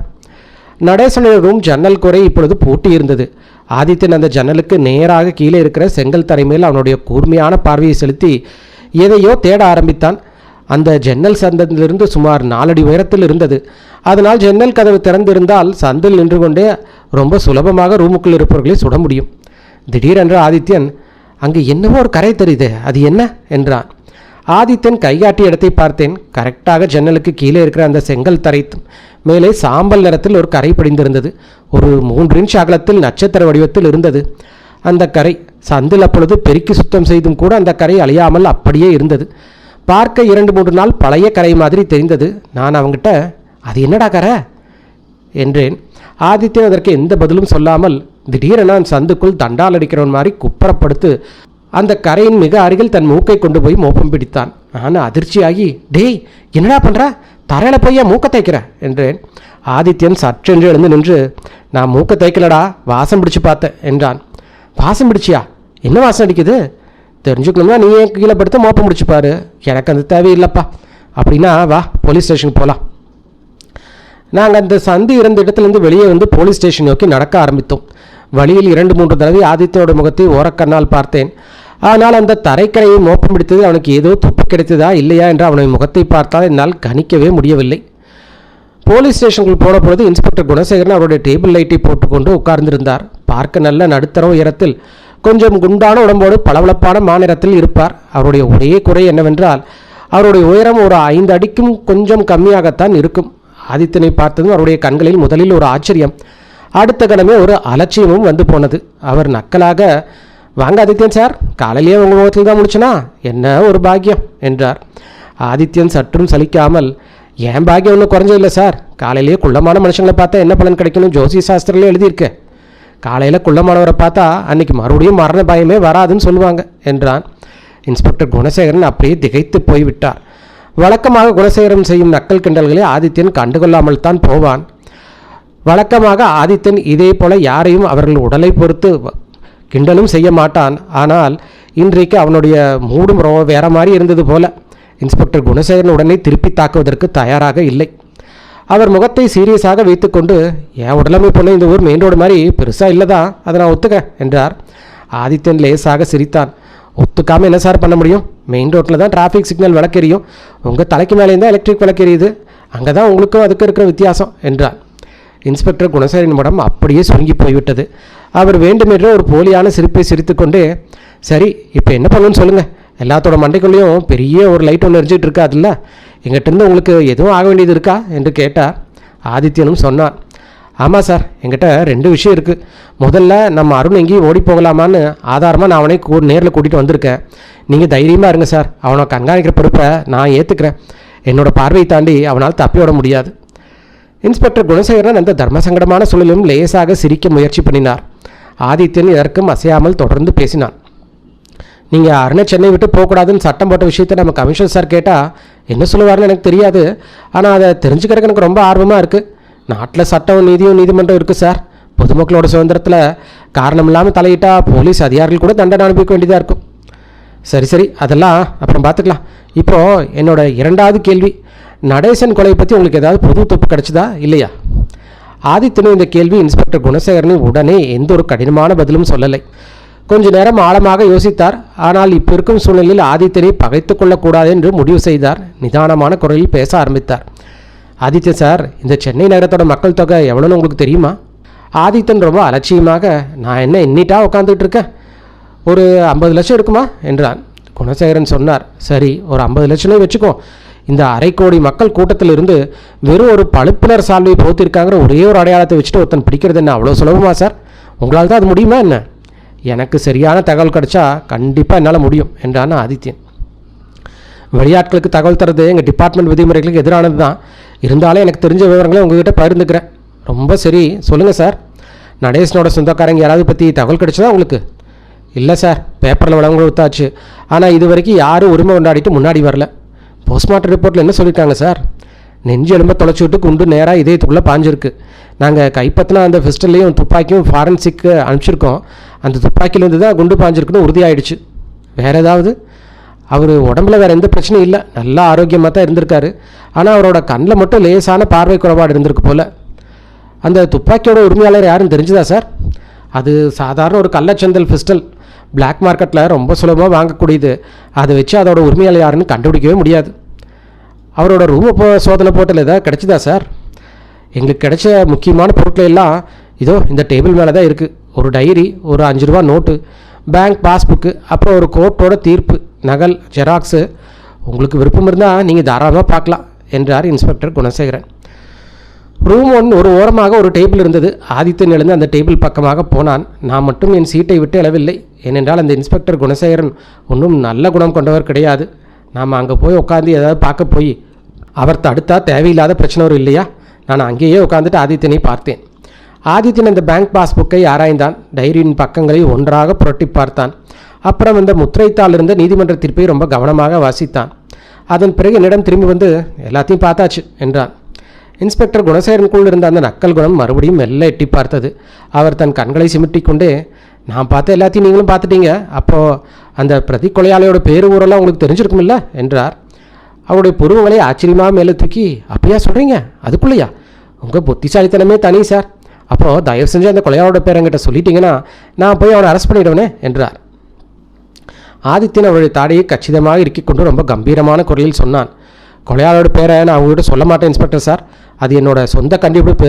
நீங்கள் இந்த துப்புரீர் வேலைக்கு அரசாங்கத்தில் மாதம் மாதம் சம்பளம் வாங்குறீங்கல்ல, அதை நீங்களே உங்கள் சொந்த பொறுப்பில் தேடி கண்டுபிடிங்க. ஆனால் எனக்கு தோணுன ஒரு சின்ன உதவி மட்டும் வேணால் உங்களுக்கு செய்கிறேன். இந்த மேன்ஷனுக்கு பக்கத்தில் இருக்க அந்த சந்துக்குள்ளே நல்லா தேடி பாருங்கள். இன்ஸ்பெக்டர் குணசேகரன் உடனே நக்கல் துணியில், ஏன் அங்கே என்ன கொலையாளி அவனோட கால் தடத்தையாக விட்டுட்டு போயிருக்கான் என்றார். இல்லை சார், கால் தடத்தை விடவும் ரொம்ப கடுமையான முக்கியமான ஒரு தடையத்தை அங்கே விட்டுட்டு போயிருக்கான். அப்புறம் போகிறதுக்கு முன்னாடி இன்னொரு விஷயத்தை உங்களுக்கு தெளிவுபடுத்திட்டு போகிறேன். இன்னும் 2-3 நாள் நான் அருணை கூட்டிகிட்டு திருச்சி கிளம்ப போகிறேன். உங்களால் முடிஞ்சால் தைரியம் இருந்தால் அவனை இங்கிருந்து தடுத்து நிறுத்த வைங்க பார்ப்போம். வாடா அருண் போகலாம் என்று சொல்லிவிட்டு ஆதித்யன் வேகமாக கிளம்பினான்.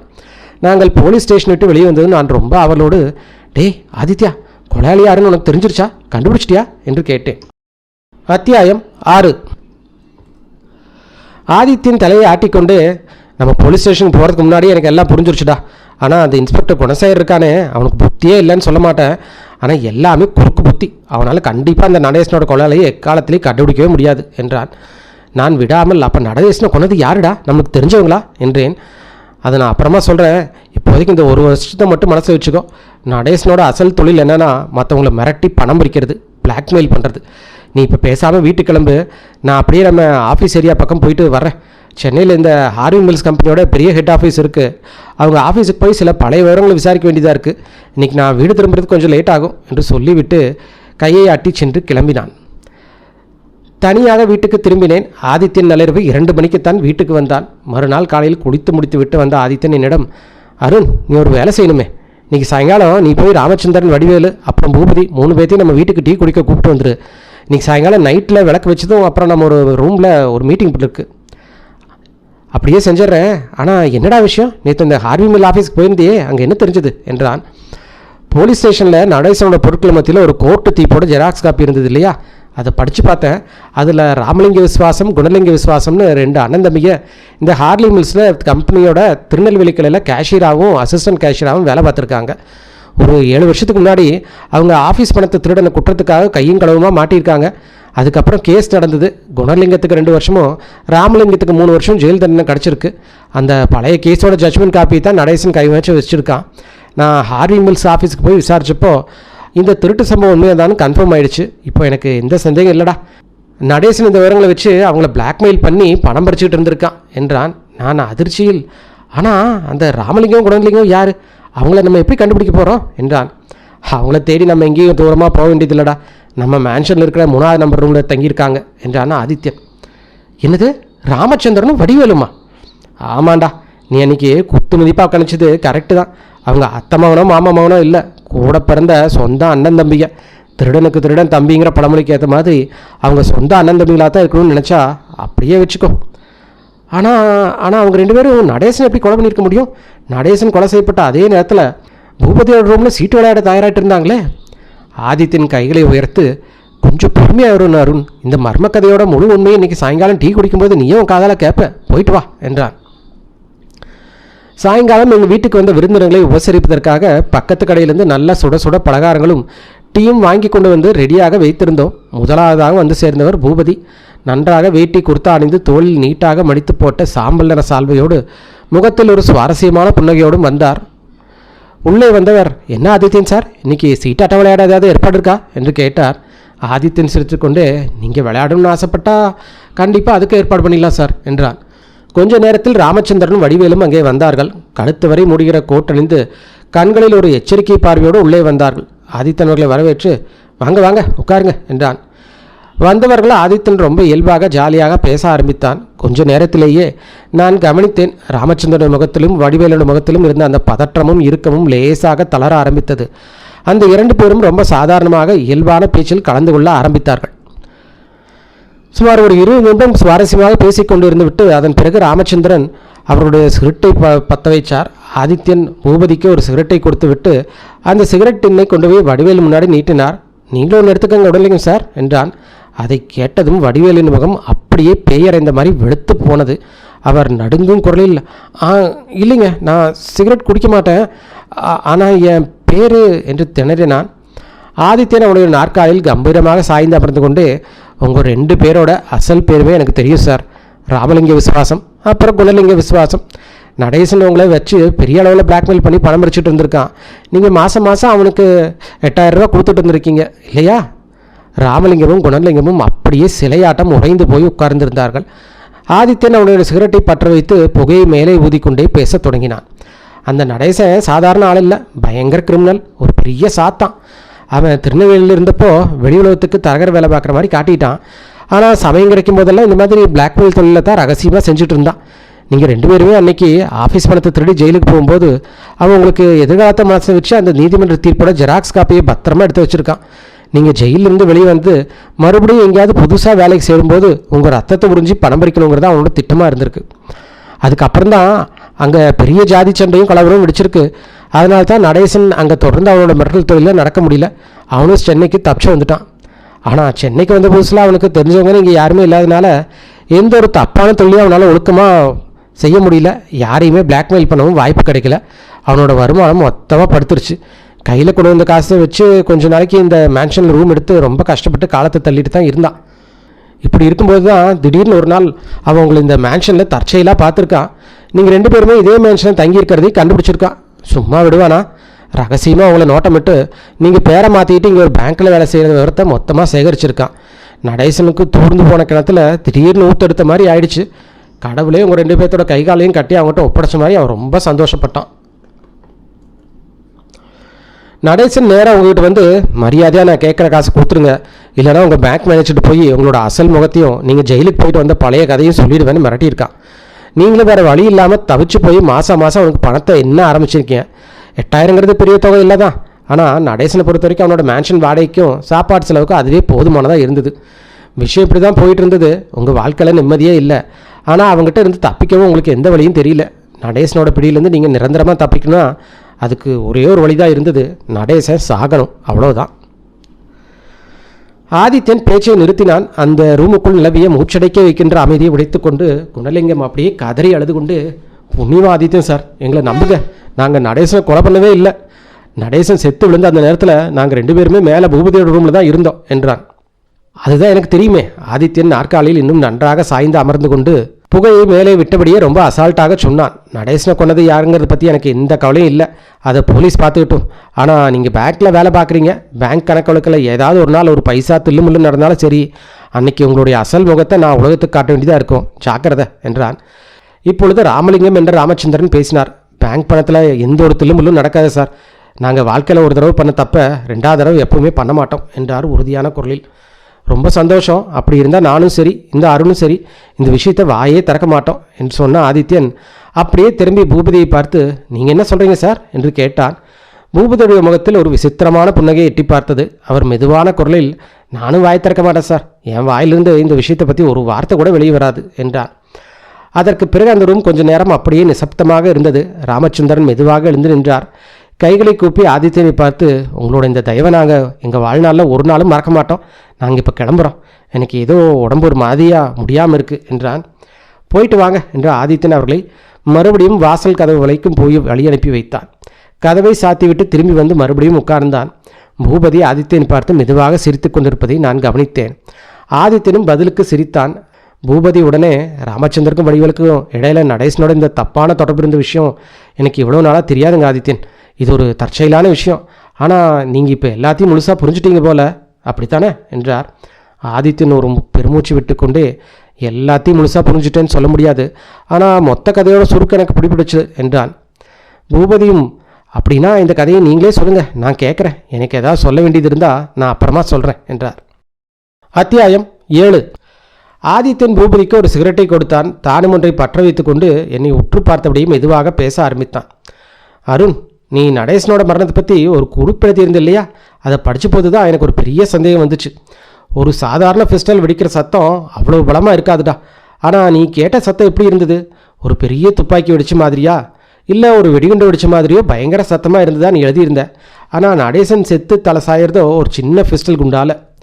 ராமச்சந்திரன் வடிவேல் 2 பேர்த்தோட முகத்துமே நீ முதல்லையே கவனிச்சிருப்ப. நான் அவங்ககிட்ட பேசும்போது அவங்க ஏதோ ஒரு பெரிய உண்மையை மறைக்க பார்க்குறாங்கன்னு எனக்கு தெளிவாக தெரிஞ்சுது. நடேசன் ரூமுக்கு அவங்க அடிக்கடி போயிட்டு வந்திருக்காங்க. அதனால் அவங்க மேலே எனக்கு ஆர்வம் வந்தது உண்மைதான். ஆனால் அந்த பயங்கரமான சத்தம் கேட்கும்போது அவங்க 2 பேருமே 2வது மாடியில் பூபதியோட ரூமில் தானே இருந்தாங்க. அப்போது பூபதியோட ரூமில் இருந்த சூழ்நிலை ரொம்ப இயல்பாகவும் எந்த ஒரு பதட்டமும் இல்லாமல் தான் இருந்திருக்கு. பூபதி அவரோட ரூமில் தனியாக இருந்திருக்கார். 8:15 8:45 மணிக்கு ராமச்சந்திரனும் வடிவேலும் சீட்டு விளையாட அந்த பக்கம் வந்திருக்காங்க. ஆனால் நீ வர்ற வரைக்கும் ஆட்ட ஆரம்பிக்கல. ஒரு 2 நிமிஷத்தில் படிக்கட்டில் உன்னோட சத்தம் கேட்டு டக்குன்னு கேட்டிருக்குது. பூபதி உடனே எழுந்திரிச்சு போய் ஜன்னல் கதவை திறந்துருக்காரு. திறந்த அடுத்த கணமே அந்த சந்தில் டும்முன்னு ஒரு பயங்கர சத்தம் கேட்டிருக்கு. ராமச்சந்திரனும் வடிவேலும் இந்த ஜன்னல் பக்கத்தில் நின்றுட்டு இருந்தாங்க. பூபதி சார் உடனே, அதோ அதோ பாருங்க, சந்துக்குள்ளே ஒருத்தன் ஓடுறான், தோளில் பழுப்பு நிற சால்வை போட்டிருக்கான் அப்படின்னு கத்திருப்பார். அந்த சந்தோட முனையில் மெயின் ரோட்லேருந்து அப்போ நிறைய பேர் நடந்து போயிட்டு இருந்திருக்காங்க. ராமச்சந்திரன் வடிவேல அந்த ரோட்டில் போகிற கூட்டத்தில் ஒருத்தனை பார்த்துட்டு அவன் அந்த சந்துக்குள்ளேருந்து தான் ஓடி வர்றாங்கன்னு தப்பாக நினச்சிட்டாங்க. அதனால பூபதி சார் சொன்னது அத்தனையும் உண்மைன்னு அவங்க முழுசாக நம்பிட்டாங்க. தாங்களும் அந்த பழுப்பு நிற சால்வை மனுஷன் அந்த சந்தில் ஓடினதை ஓடி போகிறத பார்த்து தான் அவங்க மனசார நம்ப ஆரம்பிச்சிட்டாங்க. இந்த மாதிரி ஒரு மாயை, அதாவது இல்யூஷனை நாம் நினச்சா ரொம்ப சுலபமாக உருவாக்கிட முடியும். அதுக்கப்புறமாவும் நடேசன் ரூம் ஜன்னல் மேலே அந்த துப்பாக்கி கிடச்சிது. அங்கே தான் ஒரு பொதுவான கேள்வி எழும்பும். ஒரு கொலையாளி கொலை பண்ணிட்டு தப்பி ஓடும்போது எதுக்காக தன்னோட துப்பாக்கியை ஜன்னல் மேலே வச்சுட்டு போகணும்? அப்படி அந்த ஆயுதத்தை அங்கேயே விட்டுட்டு போகிறதுல எந்த ஒரு நியாயமான காரணமும் இல்லையே. அப்போ தான் எனக்கு ஒரு சந்தேகம் வந்தது. ரொம்ப இயல்பாக சாதாரணமாக தெரிகிற இந்த சூழ்நிலைக்கு பின்னாடி ஏதோ ஒரு பெரிய துல்லுமுள்ளு ஏமாற்று வேலை ஒழிஞ்சிருக்குன்னு. மேன்ஷன் வேலைக்காரன் ஹரிதாஸ் சாயங்காலம் 6 மணிக்கு நடேசன் ரூம்குள்ளே யாரோ ஒருத்தர் வந்து ரொம்ப மெதுவாக குரலில் பேசிகிட்டு இருந்ததா சொன்னான். ஒருவேளை அந்த நேரத்தில் வந்தவன் நடேசனை கொன்னுருப்பானா? கொன்னுட்டு தனக்காக ஒரு அசைக்க முடியாத அலிபியை உருவாக்கி இருக்கிறக்காக நடேசன் இறந்த நேரத்தை மட்டும் இன்னும் கொஞ்சம் லேட்டாக எல்லோரும் நம்புற மாதிரி மாற்றி வச்சுருப்பான்.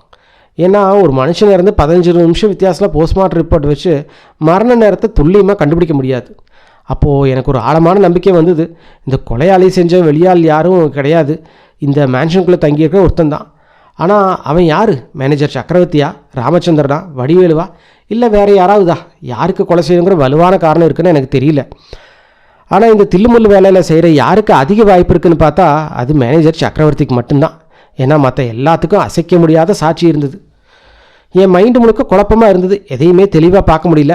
ஆனால் ஒன்று கவனித்தேன், பூபதியோட ரூமுக்கு நேர் கீழே தான் நடேசனோட ரூம் இருக்குது. அதே மாதிரி ஜன்னல்களும் நேராக கீழே இருக்குது. ஆனால் அந்த பட்டாசு விஷயம் மட்டும் என் மனசில் உரைக்கவே இல்லை. ஆமாம், பட்டாசு தான். தரையில் தூக்கி போட்டால் இல்லை உயரத்துலேருந்து அந்த சிமெண்ட் தரை மேலே வீசினாலே டக்குன்னு டும்முன்னு பயங்கர சத்தத்தோடு வெடிக்குமே, அந்த வெங்காய பட்டாசு. நான் இன்றைக்கி காலையில் போலீஸ் ஸ்டேஷனுக்கு போனேன். அங்கே போனால் ஏதாவது ஒரு புது விஷயமானு கிடைக்குமான்னு ஒரு நப்பாசை தான். ஆனால் இங்கேருந்து கிளம்பும்போது எனக்கு ஒரு யோசனை வந்துச்சு. நான் ஏன் அந்த சந்துக்கு போய் நடேசனோட ஜன்னல் கீழே ஒரு தடவை தேடி பார்க்கக்கூடாதுன்னு தோணுச்சு. அங்கே எனக்கு ஒரு தடயம் கிடச்சிது. கரெக்டாக நடேசனோட ஜன்னலுக்கு நேர் கீழே அந்த செங்கல் தரையில் மேலே ஒரு பட்டாசு வெடித்த சாம்பல் நிற கரை தெரிஞ்சுது. அது முகர்ந்து பார்க்கும்போது தான் அது லேசாக வெடிமருந்து வாசனையும் அடிச்சது அதில். அதுக்கப்புறம் எனக்கு எந்த சந்தேகம் வரல. தனக்கான ஒரு அசைக்க முடியாத அழிவையை உருவாக்குறது எவ்வளோ அருமையான ஒரு நாடகத்தை அரங்கேற்றிருக்காங்கன்னு புரிஞ்சிக்க முடிஞ்சுது. இந்த நாடகத்தை விளையாடினது பூபதி சார் தவிர வேறு யாராகவும் இருக்க முடியாது. ஏன்னா அவர் தான் ஜன்னலை திறந்து வச்சுட்டு ராமச்சந்திரனும் வடிவேலும் அந்த சத்தம் கேட்கறதுக்கு அப்புறம் தான் ஜன்னலையே பக்கத்துக்கே வந்திருக்காரு. அன்றைக்கி சாயங்காலம் நைட்டு விளக்கேற்றி வைக்கிற நேரத்தில் பூபதி யாருக்கும் தெரியாமல் இருட்டில் உடம்பை நல்லா மறைச்சிக்கிட்டு மெதுவாக கீழே இறங்கி போயிருக்காரு. துப்பாக்கியில் அவர்கிட்ட ஏற்கனவே ரொம்ப ரெடியாக இருந்திருக்கு. அவர் நேரம் நடேசன் ரூம்குள்ளே நுழைஞ்சு தங்கிட்ட இருக்கிற பிஸ்டால் அவர் சுட்டு கொண்டிருக்காரு. அப்புறமா அந்த சந்து பக்கமாக இருக்க ஜன்னலை திறந்து துப்பாக்கி அந்த ஜன்னல் சட்டத்து மேலே வச்சுட்டு யாரோட கண்ணிலையும் படாமல் நைஸாக அவரோட ரூமுக்கு திரும்பி வந்துட்டார். ஒருவேளை யாராவது தன்னை பார்த்துருக்க கூடுமோங்கிற பயத்தில் தான் அவருக்கான சாட்சியை தயார் பண்ண ஆரம்பித்தார். அவரோட ரூமுக்கு வந்து அவர் காத்துட்டு இருக்கும்போது தான் ஒரு 10 நிமிஷத்தில் ராமச்சந்திரன் வடிவேலு சீட்டு விளையாட வந்தாங்க. ஆனால் அருண் அப்போதும் வரல. அவங்க 3 பேர் அப்படியே காத்துக்கிட்டு இருக்க வேண்டியதாக இருந்தாங்க. அப்போ தான் படிக்கட்டில் அருணோட சருப்பு சத்தம் கேட்டது. டக்குன்னு பூபதி சார் கேட்டுச்சு. அவர் உடனே அலர்ட் ஆகி அவரோட உள்ளங்கைக்குள்ளே ஒரு பெரிய வெங்காயம் தயாராகவே இருந்தது. ரூமில் ஒரே புகையாக இருந்தது. காத்தோட்டமாக இருக்கட்டுமே ஒரு பொய்யான காரணத்தை சொல்லி ஜன்னல் திறந்து அந்த பட்டாசை அப்படியே சந்துக்குள்ளே வீசி எறிஞ்சார். அது கீழே விழுந்து டும்முன்னு ஒரு பயங்கர சத்தத்தோடு வெடிச்சுது. சத்தம் கேட்டு ராமச்சந்திரன் வடிவேலும் பதறி போய் ஜன்னலை ஒட்டி வந்தாங்க. பூபதி அந்த சத்தத்தோட முனையில் மெயின் கேட்டில் ஓடிட்டு இருந்த யாரோ ஒருத்தனை சுட்டி காட்டி பழுப்பு நிற சால்வை போத்துன ஒரு கொலையாளி ஓடுறான்னு ஒரு கற்பனையான கதாபாத்திரத்தை அவர் கண்ணு முன்னாடி நம்ப வச்சார்.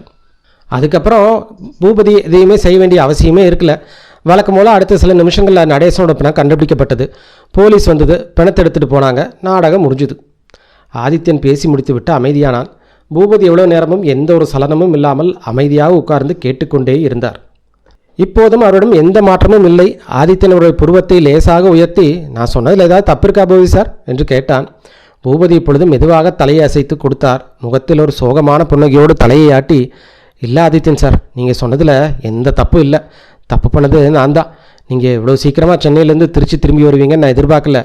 நீங்கள் வர்றதுக்குள்ளே நடேசனோட கொலவழக்கு அப்படியே ஆறிப்போய் மூடி பாசி படிஞ்சிட்டுன்னு கணக்கு போட்டேன் என்றார். ஆதித்தன் லேசாக சிரித்து கொண்டே, ஆனால் எனக்கு இன்னும் 2 கேள்விக்கு பதில் கிடைக்கல சார். ஒன்று உங்களோட அசல் நோக்கம், மோட்டிவ் என்ன? ரெண்டாவது, அந்த மூடின ரூம்குள்ளே துப்பாக்கியால் சுடும்போது அந்த துப்பாக்கி சத்தம் வெளியில் கேட்காம எப்படி உங்களால் மறைக்க முடிஞ்சுது? ஏன்னா மூடின ரூமாக இருந்தாலும் துப்பாக்கி சத்தம் வெளியே கேட்க நிறைய வாய்ப்பு இருக்கு. அதுக்கு நீங்கள் என்ன முன்னெச்சரிக்கை ஏற்பாடு செஞ்சீங்க என்றான். முதல்ல உங்கள் ரெண்டாவது கேள்விக்கு பதில் சொல்லிடுறேன் சார் என்ற பூபதி அவரோட தோள்களில் மடித்து போட்டிருந்த அந்த சாம்பல் நிற சால்வை எடுத்து 2 கைகளாலும் எங்கள் முன்னால் விரித்து காட்டினார்.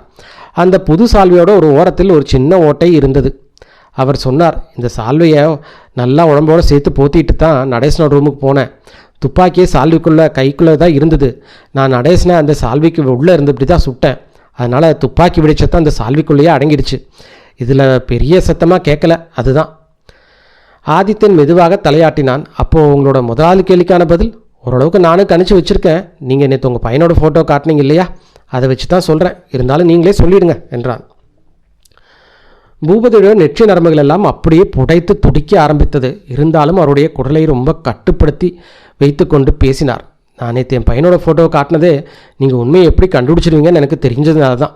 அவன் முதல்லையே என் பக்கத்து நான் உங்கள்கிட்ட சொல்லி வச்சுருக்கேன். திருநெல்வேலியில் அந்த பெரிய ஜாதி சந்தை வெடிச்ச அன்னைக்கு இந்த நடேசன் தான் என் பையனை ஸ்கூல்லேருந்து ஏமாற்றி கடத்திட்டு போயிருக்கான்.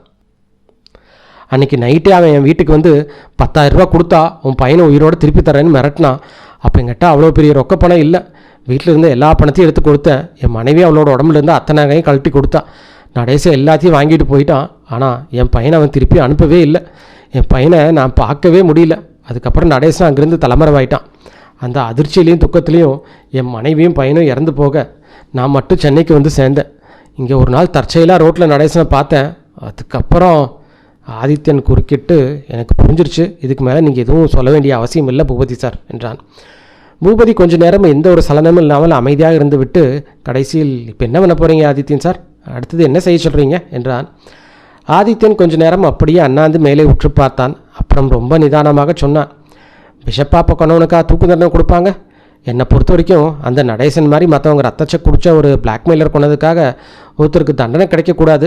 நீங்கள் எந்த பயமும் இல்லாமல் நிம்மதியாக இருங்க பூபதி சார் என்று முடித்து கொண்டான்.